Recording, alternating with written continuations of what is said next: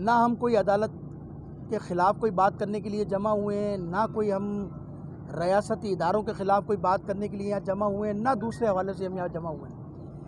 بڑا سیدھا سادہ اور بڑا ایک معقول سا ہمارا چند سوالات ہیں، اور وہ سوالات وہ ہیں کہ جو اس سارے پروسیس سے، چاہے وہ عدالتی پروسیس ہو، چاہے وہ انویسٹیگیشن کا پروسیس ہو، چاہے وہ ان کے والدین کے پاس جو سرکاری نادرہ کے سرٹیفکیٹ ہوں، اس کے دیکھنے کے بعد جو ایک صورتحال سامنے آتی ہے، تو ہم علماء کرام نے کیونکہ کچھ دن پہلے ان کے ساتھ بیٹھ کے، والدین کے ساتھ بیٹھ کے ایک اجلاس کیا تھا، میٹنگ کی تھی، اس کے حقائق کو سمجھنے کی کوشش کی تھی۔ ان سے ملاقات کے بعد، سرکاری ڈاکومنٹس دیکھنے کے بعد، سرکاری فیصلے دیکھنے کے بعد تو ہمیں اندازہ ہوا کہ عدالت کا فیصلہ کچھ اور ہے، انویسٹیگیشن کچھ اور کہہ رہی ہے، اور والدین کے پاس جو نادرہ کے سرکاری ڈاکومنٹس ہیں وہ کچھ اور جو ہے وہ نشاندہی کر رہے ہیں، جس کی وجہ سے کنفیوژن پھیل گئی ہے، جس کی وجہ سے کہ جو ہے پاکستان میں پینک ہو گیا، ہر آدمی پریشان ہے، ہر آدمی ایک مشکل کا شکار ہے کہ اس کیس کو اتنا الجھایا کیوں جا رہا ہے، اور اس کیس کے اندر جو ہے وہ مشکلات کیوں پیدا ہو رہی ہیں۔ دیکھیے، شرعی طور پہ دو باتیں میں آپ کو بتا دوں۔ شرعی طور پر لڑکی کا بالغ ہونا ضروری ہے، ٹھیک ہے، لڑکی شرعی طور پر بالغ ہے۔ دوسرا، شرعی طور پہ فقہ کے مطابق ہمارے لڑکی کے ولی کا اجازت نامہ ضروری ہے، ولی کے اجازت کے بغیر لڑکی کی شادی نہیں ہو سکتی۔ یہ دو باتیں میں نے آپ کے سامنے کر دی۔ لڑکی کا بالغ ہونا شرط ہے، ہماری فقہ کے مطابق، فقہ جعفریہ کے مطابق، برادران اہل سنت کی فقہ میں بھی ہے، ولی کی اجازت ہونا، یعنی باپ کی اجازت ہونا، باپ نہیں ہے تو اس کی دادا کی اجازت کا ہونا شرط ہے، اس کے بغیر جو ہے وہ شادی نہیں ہو سکتی۔ یہ شرعی شرعی طور پر آپ کو بتا دیا مسئلہ۔ ایک مسئلہ، ایک اور بھی شرط ہے، وہ ہے رشد ہونا لڑکی کا، جو ہے نا، سمجھدار ہونا، معاملہ فہم ہونا، جی ہاں، وہی رشیدہ ہونا، اس کی رشد کی منزل پہ پہنچنا، یعنی سمجھدار ہو، عاقل بالغ تو ہے لیکن سمجھ رکھتی ہو، سوچ بوجھ رکھتی ہو، معاملہ فہم ہو، یعنی ایک چھوٹی چھوٹی بچیوں کو عقل ہی نہیں ہے، شعور نہیں ہے بیچاری، وہ اپنا کیا فیصلہ کریں گی۔ تو یہ چند شریعت کی شرائط ہیں جس کے تحت جو ہے وہ لڑکی شادی کر سکتی ہے۔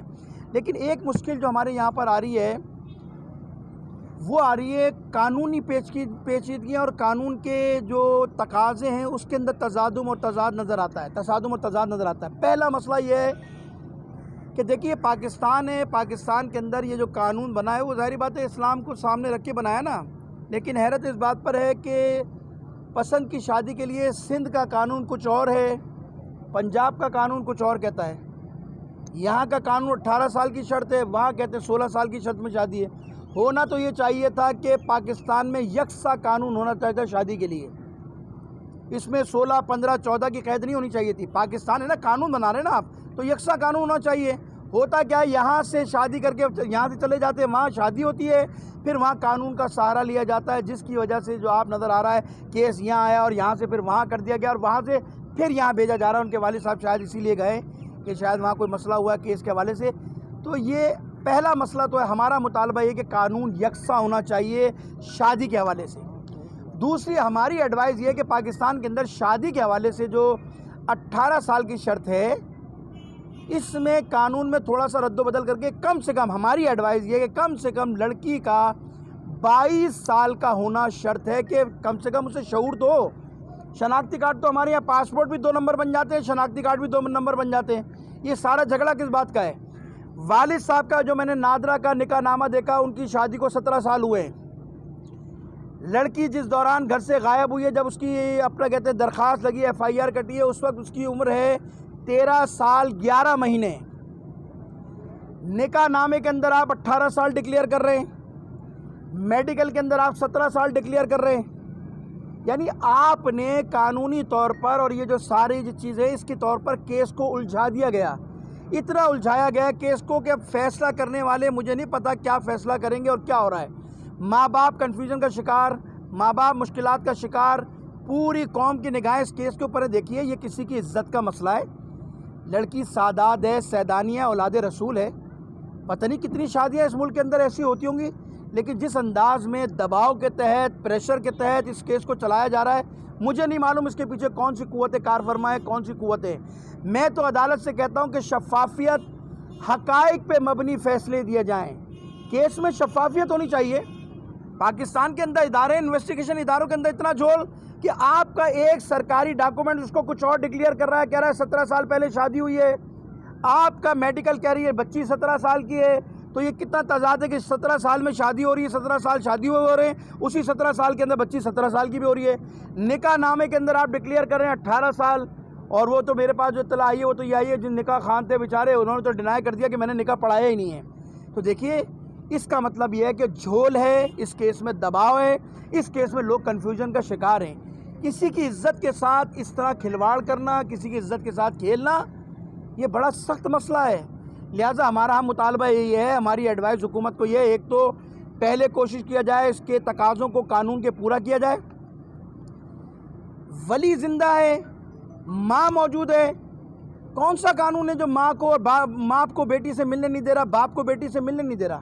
کون سی قوت کار فرما ہے جو دباؤ کے اندر جو ہے بیٹی ملنا چاہتی ہے، باپ ملنا چاہتا ہے، عدالت کے اندر آمنے سامنے موجود ہیں، ان کو 55 دن سے 60 دن سے ملنے نہیں دیا ماں باپ کو؟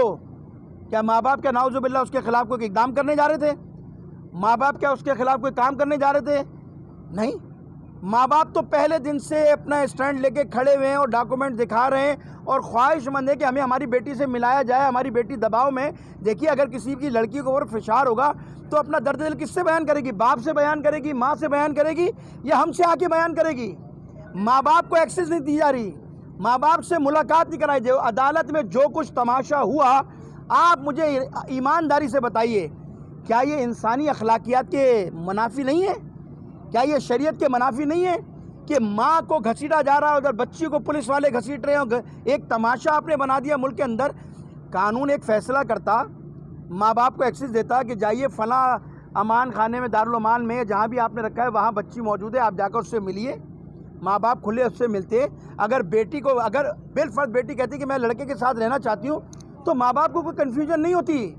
لیکن ایک طرف آپ دباؤ ڈال کے اس سے بیان دلوا رہے ہیں، ماں باپ سے اس کو کھینچا جا رہا ہے، گھسیٹا جا رہا ہے، جس کی وجہ سے یہ کیس جو ہے مشکلات کا شکار ہو رہا ہے۔ لہٰذا میں پھر کہہ رہا ہوں، جن قوتوں کا دباؤ ہے اس دباؤ کو ختم کیا جائے، عدالت آزاد انداز میں فیصلہ کرے۔ دیکھیے میں کسی عدالت کے خلاف پھر کوئی بات نہیں کر رہا کہ پھر ایک نیا مسئلہ چھڑ جائے یہاں پر، لیکن میں اس پاکستان میں پیدا ہوں، مجھے پتہ ہے عدالتوں پہ بھی دباؤ آتا ہے، انویسٹیگیشن کرنے والے اداروں پر بھی دباؤ آتا ہے، اور پھر پاکستان میں بہت کچھ ہوتا ہے۔ آپ کو 10 تاریخ کو عدالت میں کیس لگنا تھا، 10 تاریخ کو، یہ جو 10 جون گئی ہے، آپ نے اس سے پہلے رات کی تاریخ میں والدین کو فون کیا کل کیس لگ رہا ہے۔ عدالتوں کی چھٹی ہے، وکلا جج چھٹی پہ گیا ہوا ہے۔ ایسی کیا ایمرجنسی آ گئی تھی، ایسا کیا مسئلہ آ گیا تھا کہ آپ نے رات کی رات میں عدالتیں کھولی اور بچی کو یہاں پیش کیا، اور ان کے والد لاہور میں تھے، ان کو میسج کیا جائے گا آپ کسی طرح صبح تک پہنچ جائیں؟ بیچارے وہ کس طرح صبح پہنچے، اور آپ نے عدالت میں کیس لگایا، اور پھر دوسرے دن یہاں ہزاروں لوگ مار دیے گئے، دہشت گردی میں مر گئے، سینکڑوں لوگ مار دیے گئے، تہہ تیغ کر دیے گئے، آج تک کسی عدالت سے کوئی فیصلہ نہیں آیا، نہ دہشت گرد کا، نہ قاتل کا، نہ کسی کا۔ یہ اتنا ایسا کیس ہو گیا کہ رات کو آپ نے ایک دن پہلے پیش کیا، دوسرے دن آپ نے جو ہے اس کا فیصلہ سنایا اور اس کو پھر لاہور بھیج دیا گیا۔ اس کا مطلب یہ ہے کہ سارا دباؤ چل رہا ہے، کیس میں دباؤ نہیں ہونا چاہیے۔ ہم علماء کرام صرف اس لیے بیٹھے ہیں اس کے والدین کے ساتھ، اس دباؤ کو ختم کیا جائے، آزادانہ انکوائری ہو، شفاف انکوائری ہو۔ میں پھر کہہ رہا ہوں، ہم کسی عدالت کے خلاف نہیں، لیکن آپ نے کیس کو خود الجھایا ہے۔ ڈاکومنٹیشن دیکھیے، اس کے تقاضے پورے کیجیے۔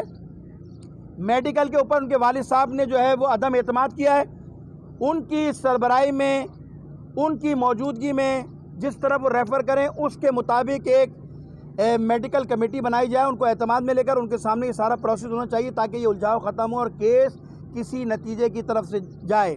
ہم پورے علماء کرام، چاہے وہ شیعہ، دیکھیں اس وقت ہمارے پاس اہل سنت کے قاضی نورانی صاحب بھی موجود ہیں، کچھ دیوبند علماء کرام بھی آنے تھے، کچھ ابھی پہنچ جائیں گے، ہم نے ان سے بھی رابطے کیے ہیں۔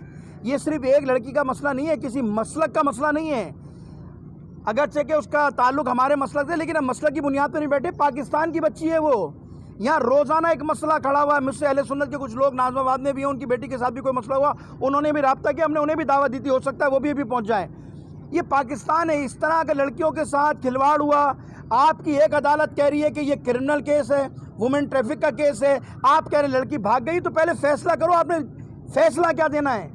مشکلات کہاں ہیں آپ کو؟